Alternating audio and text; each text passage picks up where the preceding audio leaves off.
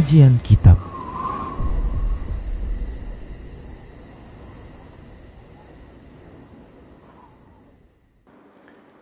Bismillah, assalamualaikum warahmatullahi wabarakatuh. Innal hamdalillah nahmaduhu wa nasta'inuhu wa nastaghfiruh wa na'udzu billahi min shururi anfusina wa min sayyiati a'malina. May yahdihillahu fala mudilla lahu wa may yudlilhu fala hadiya lahu. Wa asyhadu an la ilaha illallah wahdahu la syarika lahu wa asyhadu anna Muhammadan abduhu wa rasuluhu sallallahu alaihi wasallam. Qala Allah tabaraka wa ta'ala, ya ayyuhalladzina amanu taqullaha haqqa tuqatih wa la tamutunna illa wa antum muslimun. Ya ayyuhan nasu taqu rabbakumul ladzi khalaqakum min nafsin wahidah wa khalaqa minha zawjaha wa bassa minhuma rijalan katsiran wa nisaa'a wattaqullaha alladzi tasaaluna bihi wal arham innallaha kana 'alaikum raqiba.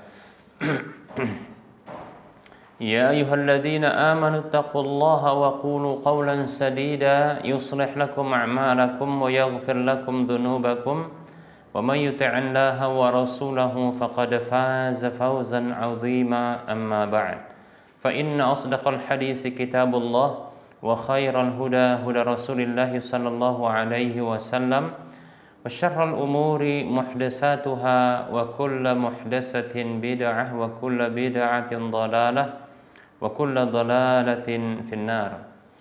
Para pemirsa Rosyad TV dan para pendengar Radio Medan Mengaji serta para pemirsa media-media sunnah yang turut serta menyiarkan kajian ini, alhamdulillah, segala puji hanya untuk Allah. Salawat dan salam tak lupa kita ucapkan untuk Rasulullah sallallahu alaihi wasallam.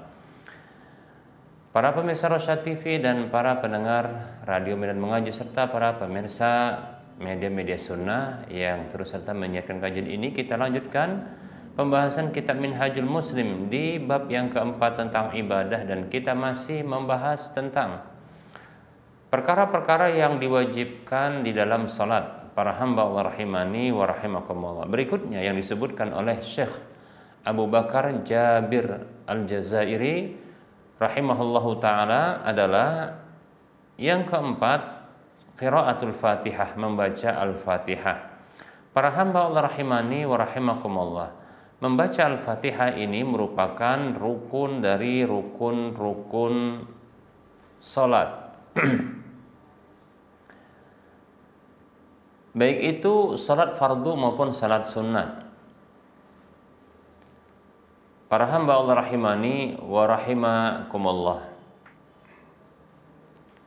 hanya saja para ulama mereka berbeda pendapat, ya.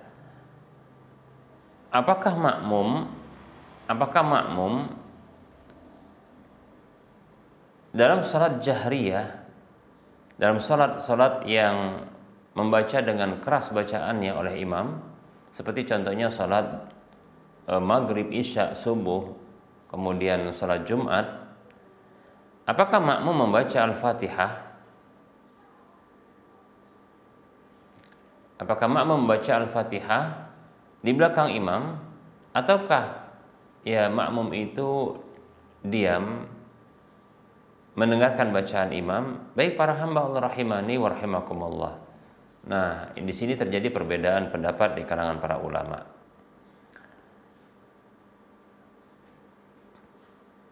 Sufyan Ats-Tsauri, Al-Imam Sufyan Ats-Tsauri, Imam Malik, Imam Syafi'i, Imam Ahmad dalam pendapat yang masyhur dari beliau, dan ini adalah pendapat dari Umar bin Khattab radhiyallahu an dan Utsman ibn Abil As radhiyallahu an, bahwasanya ya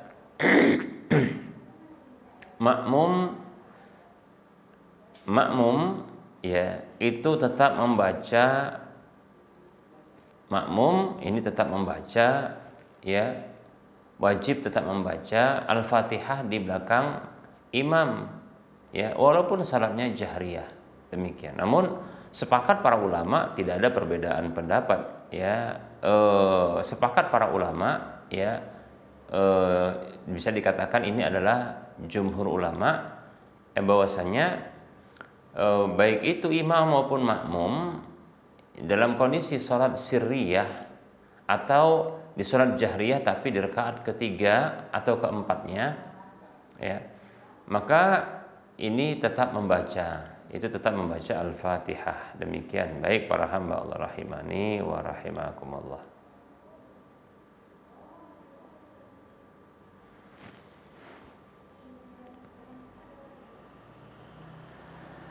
Baik para hamba Allah rahimani wa rahimakumullah. Kita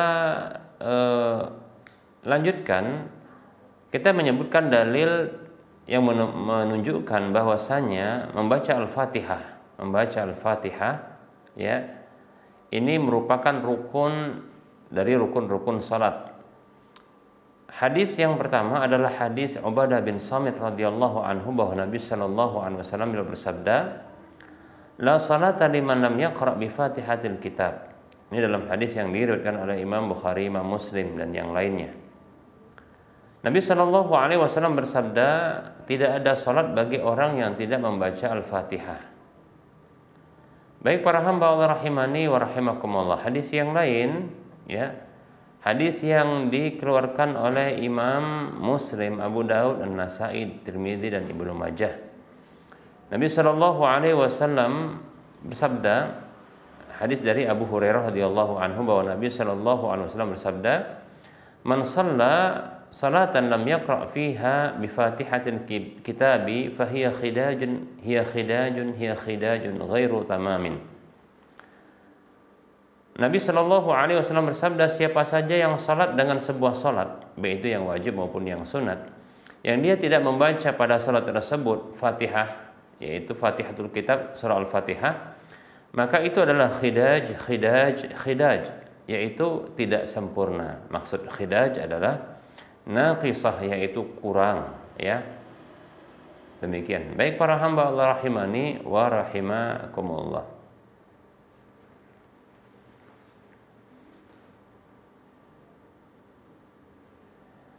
Para hamba Allah rahimani wa rahimakumullah, makanya harus tetap membaca, ya, walaupun dalam kondisi, ya, imam tetap membaca Al-Fatihah dengan keras, ya, namun disebutkan dalam satu riwayat bahwasanya, ya, membaca surah Al-Fatihah tersebut dengan perlahan, ya. Dalam hadis yang diriwayatkan oleh Imam Muslim, Abu Sa'ib rahimahullahu taala mengatakan kepada Abu Hurairah, qultu li Abi Hurairah radhiyallahu anhu, aku berkata kepada Abu Hurairah radhiyallahu anhu, inni akunu ahyanan wara'al imami, sesungguhnya aku kadangkala berada di belakang imam, ya.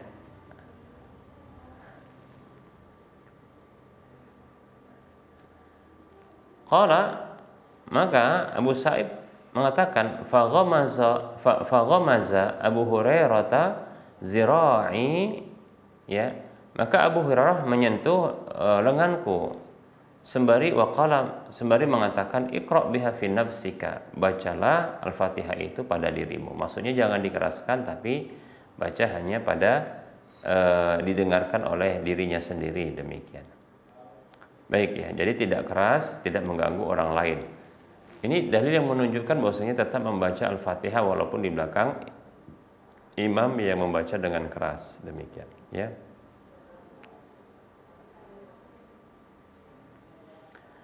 Baik para hamba Allah rahimani wa rahimakumullah.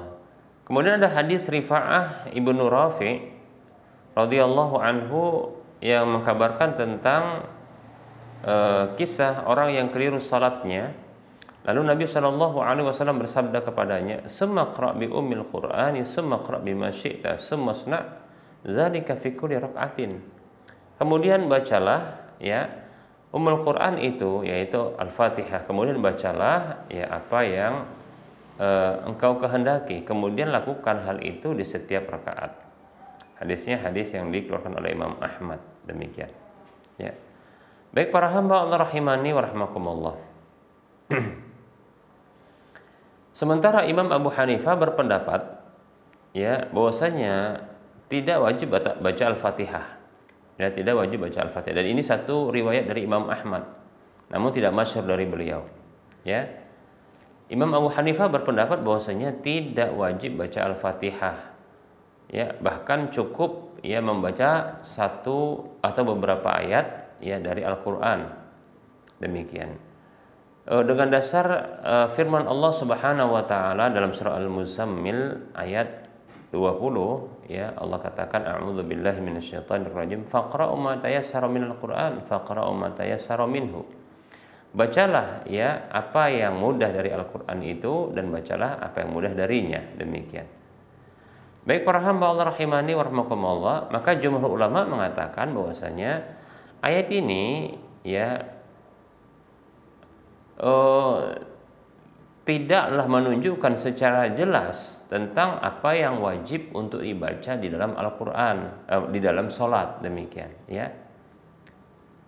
Bisa jadi maksud dari hadis ini bisa jadi maksud dari Al-Qur'an ayat ini ya adalah baca ya Al-Fatihah dan baca ayat-ayat yang lainnya atau surat yang lainnya yang mudah bersama Al-Fatihah itu. Bisa juga maksudnya dari hadis ini atau ayat ini, dari ayat ini bahwasanya berkemungkinan maksudnya ayat ini turun sebelum ya turunnya surah Al-Fatihah. Karena ayat ini turunnya di Makkah. Demikian. Dalam kondisi Nabi itu qiyamul lail. Demikian ya. Dan ini tentunya sudah dihapus ya ketika turunnya surah Al-Fatihah kemudian dijadikan sebagai bacaan yang wajib bahkan rukun untuk dibaca dalam sholat. Demikian ya. Baik para hamba Allah rahimani wa rahimakumullah.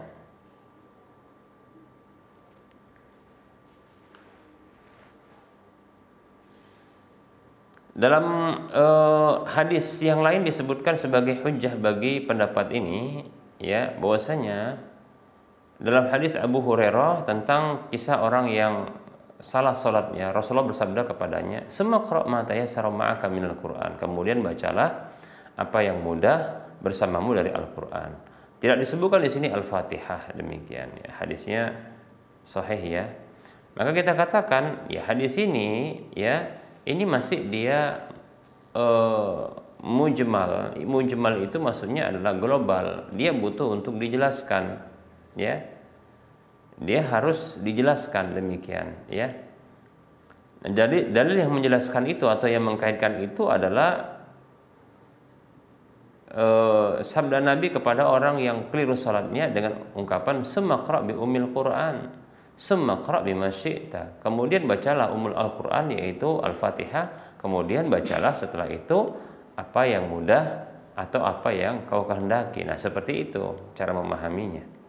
Demikian bukan ya bukan tanpa maksudnya membaca tanpa Al-Fatihah. Karena dalam hadis yang lain datang penyebutan Ummul Quran yang itu maksudnya adalah Al-Fatihah. Demikian. Baik para hamba Allah rahimani wa rahimakumullah. Baik jadi pendapat yang kuat adalah pendapat yang menyatakan bahwasanya ya Al-Fatihah itu merupakan rukun dari rukun-rukun salat yang wajib dibaca. Demikian ya. Adapun pendapat Imam Abu Hanifah ini pendapat yang lemah kita katakan ya, di mana beliau berpendapat tidak wajibnya membaca Al-Fatihah. Demikian. Tapi bisa hanya baca ayat atau surat demikian ya. Yang lainnya dari Al-Quran. Baik para hamba Allah rahimani wa rahmakumullah. Kemudian ada perbedaan juga yang sudah tadi kita sebutkan bahwasanya para ulama mereka berbeda pendapat tentang makmum yang sholat di belakang imam dalam sholat-sholat jahriyah yaitu yang keras bacaannya seperti sholat maghrib, sholat isya, sholat subuh, sholat jumat. Nah makmum ini apakah dia wajib membaca juga ataukah dia tidak wajib membaca?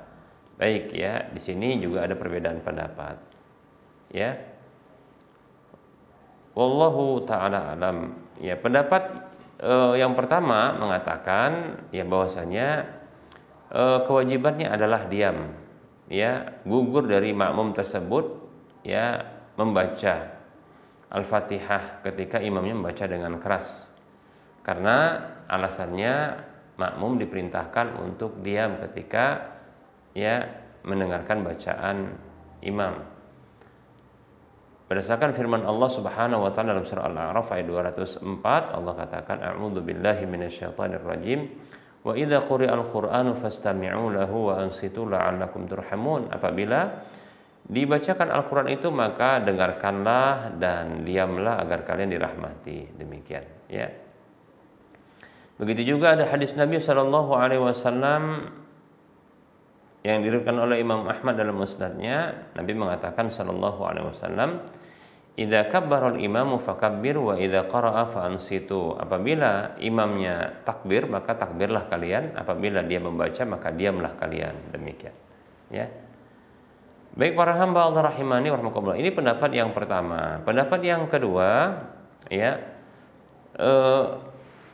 pendapat yang pertama ini kita sempurnakan. Ada dalil yang lain di mana Nabi Shallallahu Alaihi Wasallam, ya, pernah terganggu ketika beliau membaca, di mana para sahabat sebagian mereka ada yang membaca dengan keras sehingga Nabi terganggu. Maka Nabi Shallallahu Alaihi Wasallam memerintahkan para sahabat untuk diam tatkala beliau baca, ya, demikian, ya. Nah, ini dijadikan dalil oleh pendapat pertama, ulama-ulama yang berpendapat dengan pendapat pertama untuk diamnya makmum, tidak membaca. Karena ada perintah Nabi untuk diam. Baik para hamba Allah rahimani wa rahimakumullah. Adapun pendapat yang kedua, pendapat yang mengatakan bahwasanya tetap baca. Ya, jadi tetap membaca baik itu dalam salat fardu maupun salat sunat, baik itu salat yang keras maupun sir jahriyah maupun sirriyah. Kemudian, ya, begitu juga baik makmum maupun imam, baik itu imam maupun makmum tetap membaca. Demikian, ya. Baik para hamba Allah rahimani wa rahimakumullah. Dalilnya adalah, ya, dalil yang sudah kita sebutkan, yaitu Nabi Shallallahu Alaihi Wasallam bersabda, ya, la salata liman lam yaqra bi Fatihatil Kitab. Tidak ada salat bagi orang yang tidak membaca Fatihah. Ini berlaku, ya, salat apa saja, demikian. Begitu juga ada hadis yang sudah kita bacakan juga, Nabi Shallallahu Alaihi Wasallam bersabda, man shalla salatan lam yaqra fiha bi Fatihatil Kitab fahiya khidajun ghairu tamamin. Ya, hadisnya riwayat Muslim. Siapa saja yang salat dengan sebuah salat. Nah, siapa saja ini berlaku bagi imam dan makmum, ya. Kemudian salat ini baik salat fardu maupun salat sunat. Begitu juga salat jahriyah ataupun sirriyah. Demikian, ya. Siapa saja yang salat dengan sebuah salat yang dia tidak membaca Al-Fatihah di dalamnya, maka itu tidak sempurna, ya, kurang tidak sempurna. Demikian. Baik para hamba Allah rahimani wa rahimakumullah, ya. Lebih-lebih ada perkataan dari Abu Hurairah radhiyallahu anhu, iqra biha fi nafsika, bacalah Al-Fatihah itu pada dirimu. Maksudnya tidak usah dikeraskan agar imam tidak terganggu. Baik para hamba Allah rahimani wa rahimakumullah. Lalu bagaimana menjawab firman Allah yang mengatakan, ya, perintah untuk diam, mendengar dan diam tatkala dibacakan Al-Qur'an. Ya. Maka pendapat yang kedua mengatakan wajib baca, itu mengatakan kecuali Al-Fatihah. Nah, gitu. Kecuali Al-Fatihah maka tetap dibaca, demikian, ya. Adapun yang lainnya maka itu apabila imamnya membaca Al-Qur'an maka wajib untuk mendengar dan diam. Nah, seperti itu. Kecuali Al-Fatihah. Al-Fatihah itu wajib dibaca, demikian. Wallahu ta'ala alam. Pendapat yang kuat saat ini bagi saya adalah pendapat yang mengatakan, ya, tetap wajib membaca di belakang imam, baik itu salat-salat sirriyah maupun jahriyah. Wallahu ta'ala a'lam. Dalam masalah ini, ya, dibutuhkan untuk kelapangan dada, ya. Bagi yang condong kepada pendapat wajib baca di semua bentuk salat, maka silakan membaca Al-Fatihah, demikian. Kemudian bagi yang berpendapat ketika salat jahriyah di mana imam membaca dengan keras, ya, maka imam membaca, makmum wajib mendengar, tidak membaca, dan wajib diam. Maka silahkan berpendapat ini, dan ini adalah bentuk kelapangan dada di dalam berbeda pendapat. Baik para hamba Allah rahimani wa rahimakumullah. Kita akan lanjutkan pembahasannya.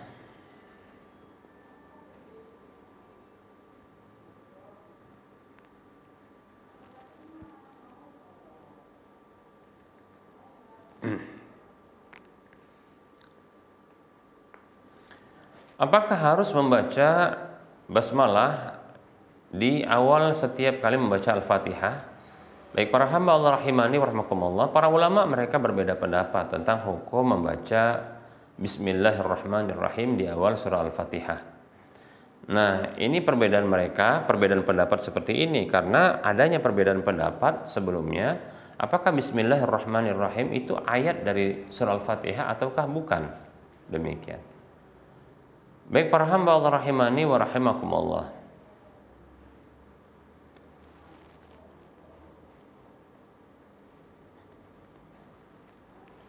Sepakat para ulama bahwasanya Bismillahirrahmanirrahim itu merupakan salah satu ayat dari Al-Qur'an.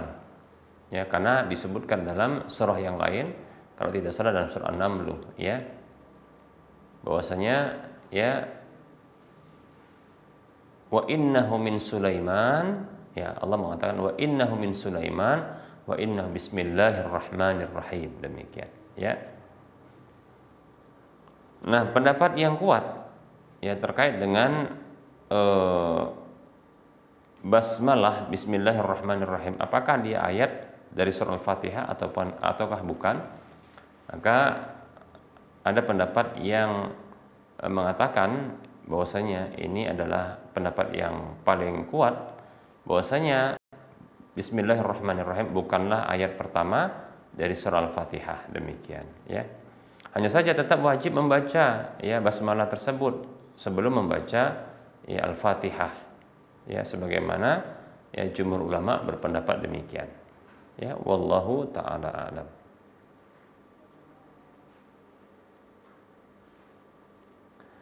Baik para hamba Allah rahimani wa rahimakumullah.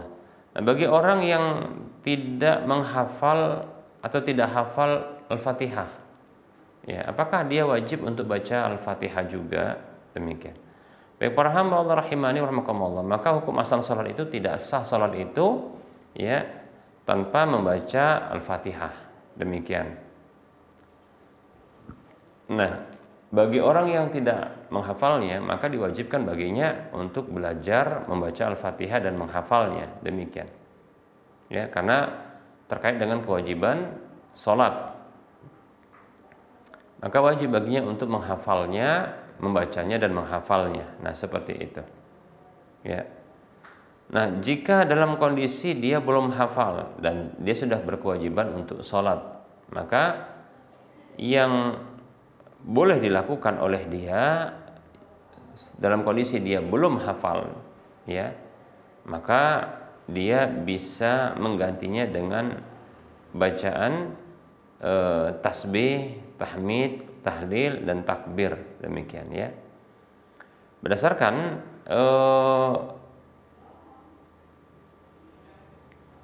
sabda Nabi Shallallahu Alaihi Wasallam, berdasarkan sabda Nabi Shallallahu Alaihi Wasallam dari hadisnya Ibnu Abi Aufah, ya, radhiyallahu anhu, anna rajulan qala, bahwasanya ada seorang laki-laki yang berkata, ya Rasulullah, inni la astati'u an akhudha minal Qur'ani syai'an. Wahai Rasulullah, sesungguhnya aku tak mampu untuk mengambil sedikit pun dari Al-Qur'an itu, ya, satu ayat pun. Fa'allimni ma yujzini min fi salati, maka ajarkan kepadaku sesuatu yang mencukupiku dalam salatku. Faqala, maka Rasulullah mengatakan sallallahu alaihi wasallam, qul subhanallahi walhamdulillahi wa la ilaha illallah wallahu akbar wa la haula wa la quwwata illa billah. Maka bacalah olehmu ya Subhanallah, maha suci Allah. Alhamdulillah, segala puji bagi Allah. Wala ilaha illallah wallahu akbar.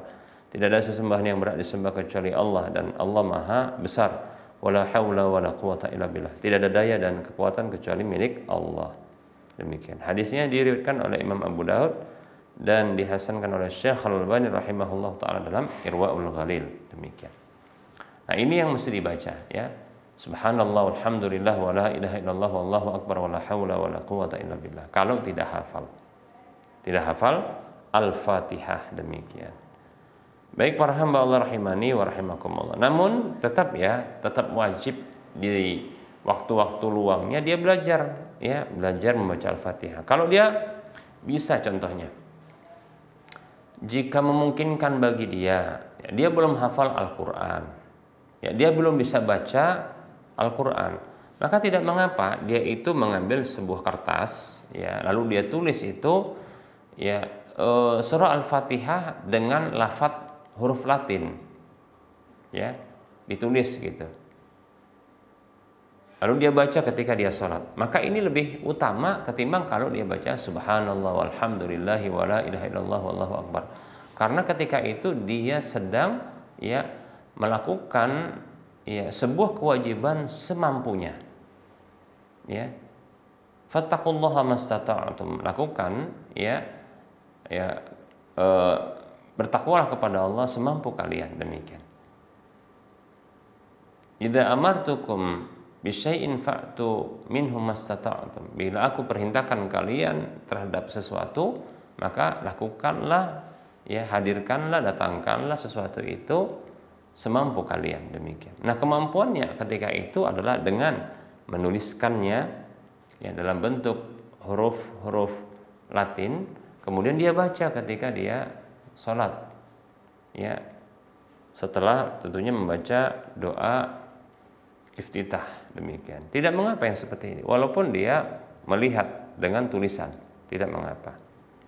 Wallahu ta'ala a'lam.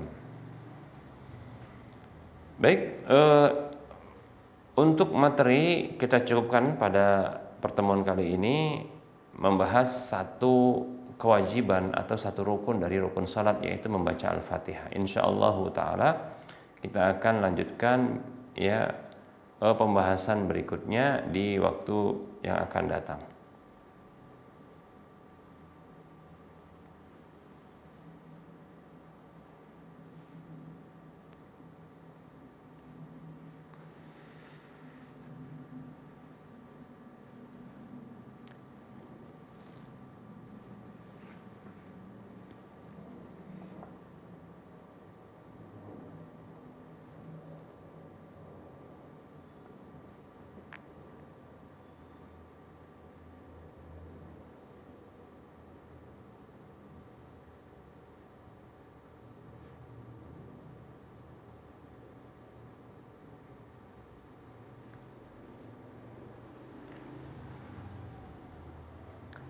Baik, ini ada pertanyaan.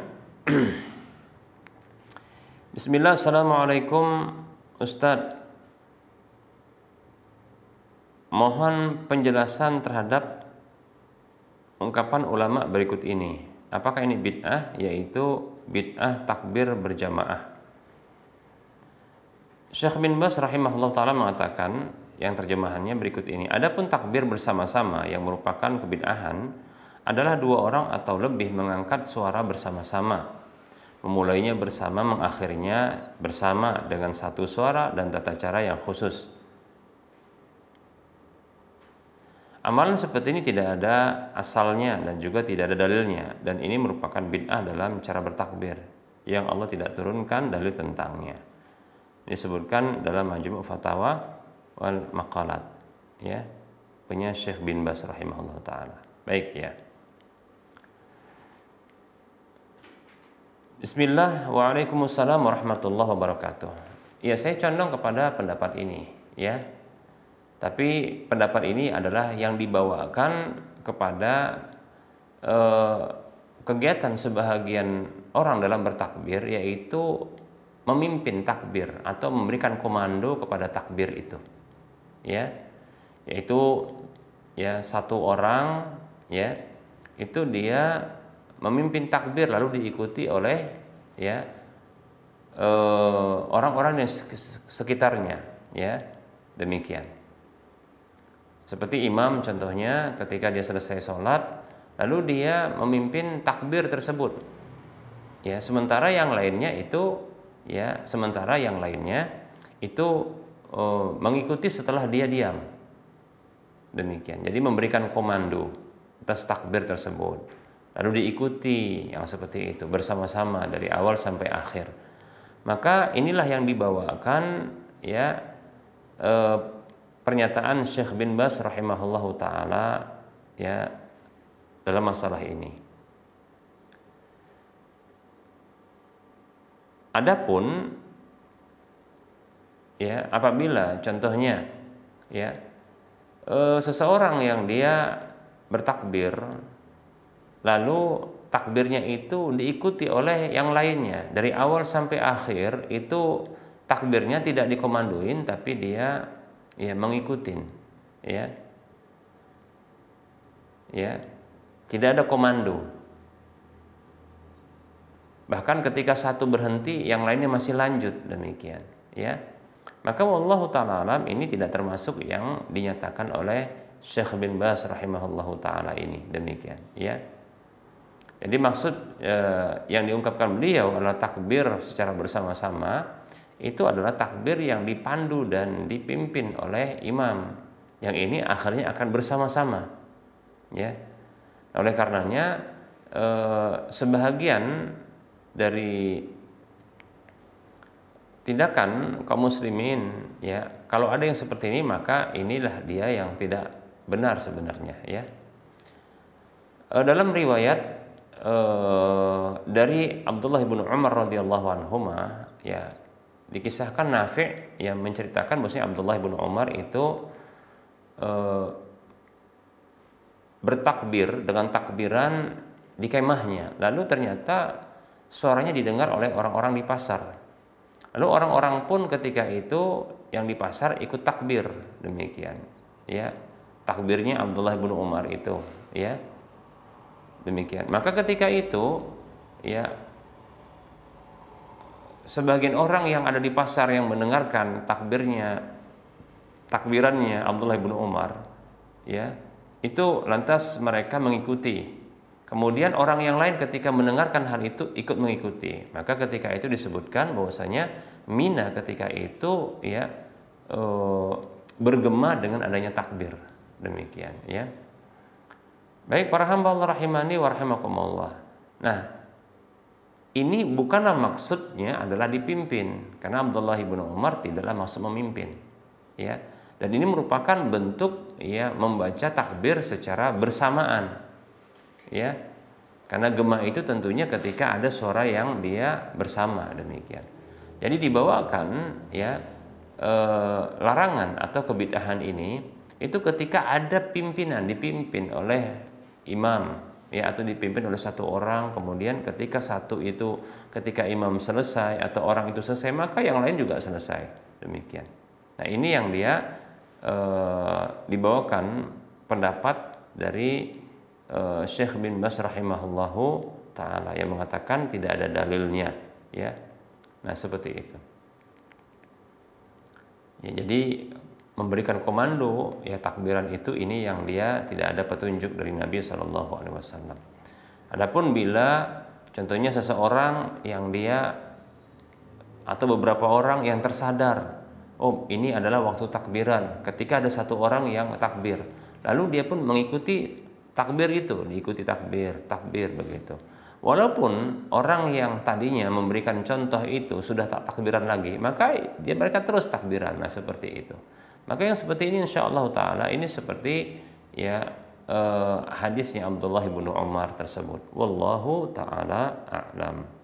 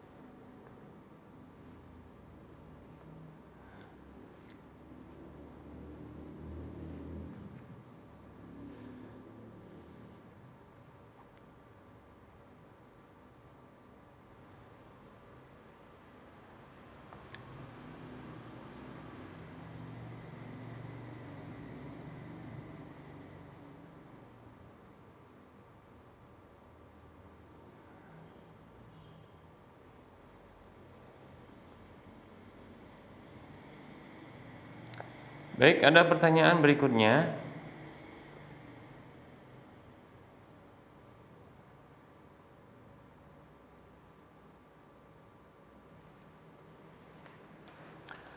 Assalamualaikum Ustadz, maaf mengganggu nih. Saya mau nanya, waktu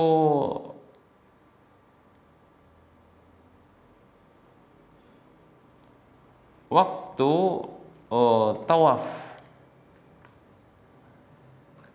tawaf, ya tawaf, maksudnya tawaf qudum, yaitu tawaf kedatangan, ya, untuk melakukan umroh. Ya, jadi ini adalah bentuk manasik haji, dengan cara tamattu, yaitu umroh dulu baru haji. Maka ketika umroh ini diselesaikan, mulai dari ihramnya, kemudian baru tawafnya, ya, kemudian baru sa'inya, baru setelah itu tahallul. Jadi pertanyaannya, ya, waktu tawaf kudum atau tawaf rukun untuk umroh, ya, kan kepala sudah gundul, maksudnya dengan cara, ya, tahallulnya adalah mencukur rambut sampai gundul. Setelah tawaf ifadah, itu tawaf untuk rukun bagi haji, berarti ini setelah umroh, maka lalu nanti di tanggal 8 sampai nanti selesai itu ada tawaf ifadah, ya, itu adalah tawaf rukun bagi haji. Apakah kita harus tahallul lagi, yaitu maksudnya menggundul lagi? Baik, maka kita jawab, waalaikumsalam warahmatullahi wabarakatuh. Jawabannya adalah iya, benar, ya, yaitu melakukan diantaranya adalah mencukur rambut, demikian, ya. Lalu apa yang dicukur dari rambut tatkala rambutnya sudah gundul, ya? Ya tentunya dalam jangka beberapa hari, ya, kita katakanlah kalau orang tersebut dia tawaf tahallulnya dari umrohnya ketika dia baru datang dari Madinah atau dari tanah air, ya, maka tentunya dia melakukan tahallul dengan cara dia gundul. Itu kita katakan di awal-awal dari tanggal di awal-awal dari bulan Dzulhijjah, katakanlah mungkin tanggal 1 atau tanggal 2 atau tanggal 3 atau tanggal 4, demikian. Nah, seperti itu. Nah, sampai selesai nanti tawaf ifadah, lalu nanti akan bercukur, maka itu ada sekitar 5 atau sepekan lah, kira kurang lebih 5 sampai 7 hari. Maka tentunya ini insya Allah ta'ala rambut ini sudah tumbuh, maka tidak mengapa dicukur kembali walaupun dengan kadar yang sedikit, tetap dicukur kembali, demikian, ya. Nah, kenapa? Karena sesungguhnya, ya, tahlik atau al-halqu, menggundul kepala itu, ini sunnah yang ditekankan ketimbang hanya memendekkan rambut, demikian, ketika tahallul dari haji maupun umroh, demikian, ya. Karena Rasulullah SAW itu mendoakan kerahmatan sampai 3 kali bagi orang yang melakukan, ya, penggundulan rambut, ya, dari tahallul haji maupun umrah, demikian, ya. Wallahu ta'ala a'lam.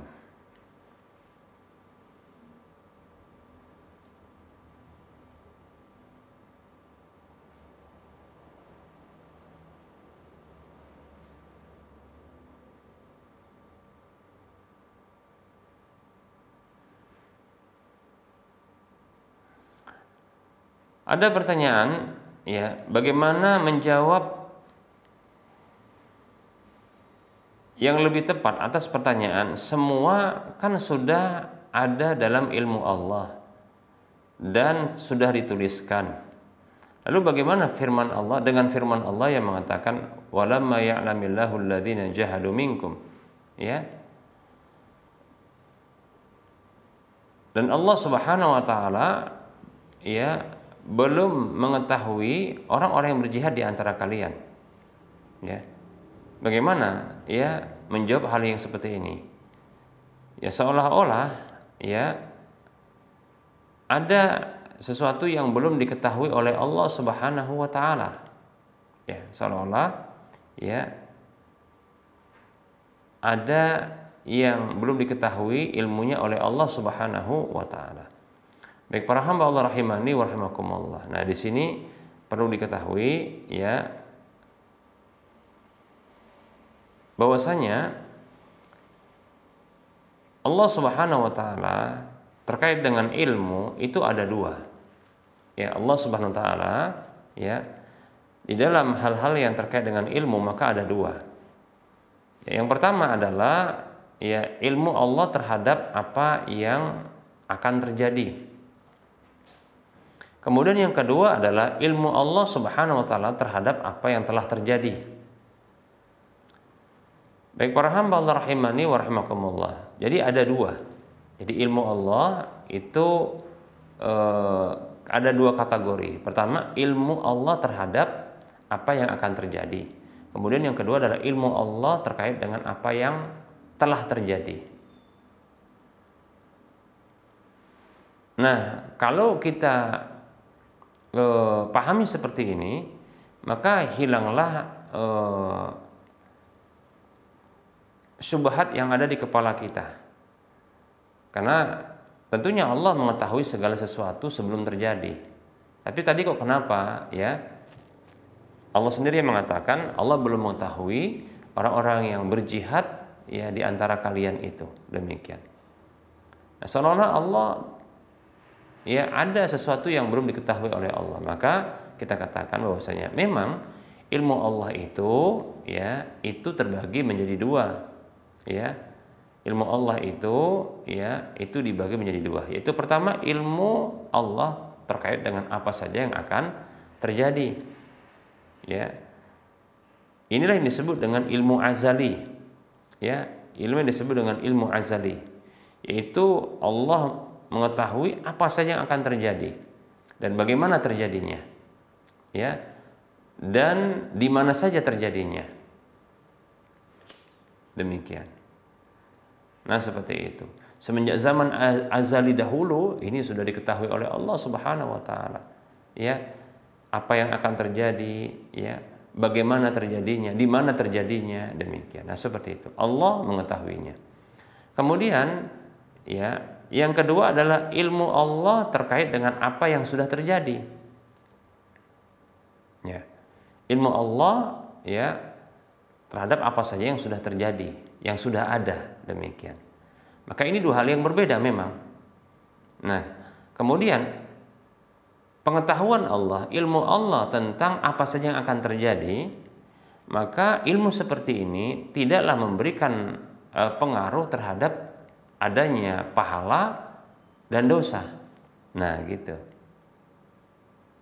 Tidak ada kaitannya, ya, atau dampaknya terkait dengan pahala dan dosa. Adapun ilmu Allah Subhanahu wa taala ya terhadap apa yang sudah terjadi, pengetahuan Allah terhadap apa yang sudah terjadi dan biasanya adalah terkait dengan perbuatan-perbuatan para hamba, ya. Maka inilah yang dia ya ilmu yang memberikan dampak dan pengaruh kepada adanya pahala dan ya sanksi hukuman, dosa. Pahala dan dosa. Pahala akan diberikan ganjaran, dosa akan diberikan sanksi hukuman. Nah, seperti itu. Ya. Sehingga para hamba Allah rahimani wa rahimakumullah, kalaulah firman Allah tadi disebutkan ya firman Allah Subhanahu wa taala yang tadi disebutkan walamma ya walamma ya'lamillahu alladziina jahadu minkum, dan Allah belum mengetahui ya orang-orang yang berjihad di antara kalian, maksudnya setelah itu nanti Allah akan tahu. Nah, ini maksudnya adalah ya pengetahuan Allah yang nanti akan ada dampak pahala di sana. Nah, seperti itu. Ada pahala yang Allah berikan kepada orang-orang yang berjihad. Demikian, ya. Wallahu ta'ala a'lam.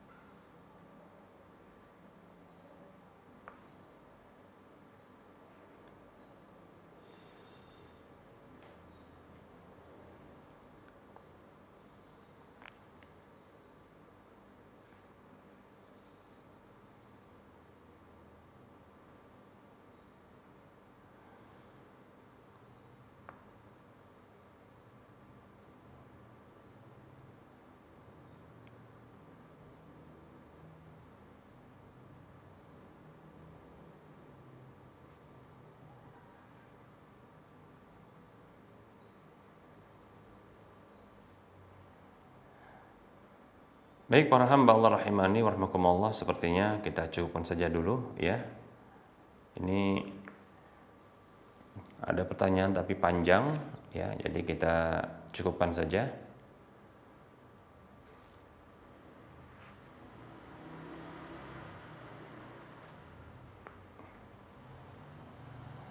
Ada pula yang ini curhat ya. Baik, barangkali kita cukupkan saja untuk penyampaian materi ya pada pertemuan kali ini. Begitu juga menjawab pertanyaan. Mudah-mudahan apa yang disampaikan ini bermanfaat ya. Tentunya kebenaran itu datang dari Allah Subhanahu wa taala. Maka ambillah kebenaran di mana saja itu berada.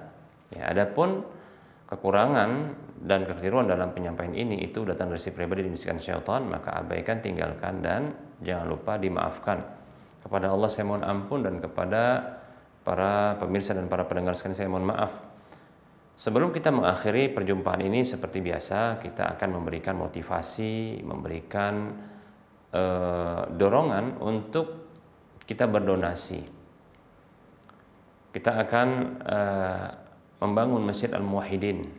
Ya, saat ini dalam proses pembangunan pondasi ya masjid. Maka mari kita berdonasi ya. Ketahui bahwasanya masjid ini insyaallah taala akan diselenggarakan di dalamnya insyaallah kegiatan-kegiatan ibadah seperti sholat 5 waktu, sholat sunat ya. Demikian pula nanti ketika event Ramadan ya. Begitu juga nanti insyaallah taala di masjid ini akan diselenggarakan kegiatan kajian-kajian ilmiah, baik itu yang sifatnya berterusan, yaitu dia rutin, begitu juga nanti berkala insyaallah taala. Seperti contohnya tabligh akbar, daurah, bahkan insyaallah taala kegiatan-kegiatan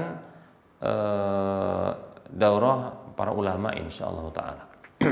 Begitu juga insyaallah taala ini akan di masjid ini akan diselenggarakan kegiatan-kegiatan sosial kemasyarakatan, ya berbagi dan kegiatan-kegiatan yang lainnya insyaallah taala yang bermanfaat. Maka siapapun di antara kita yang ingin ya dibangunkan sebuah rumah di surga oleh Allah, dan siapapun di antara kita yang ingin ya mendapatkan pahala minimalnya 700 kali lipatnya dari apa yang kita telah infakkan, dan siapapun di antara kita yang ingin mendapatkan pahala yang berterusan ya tidak ada henti-hentinya tatkala dimanfaatkan ya dari infak tersebut, walaupun ya kematian datang kepada kita, maka silahkan ya bantu penyelesaian pembangunan Masjid Al-Muwahhidin ini. Mari ya kita bantu dengan mentransfer sebagian rezeki yang Allah berikan kepada kita ke nomor rekening Bank Syariah Indonesia di nomor 7127485555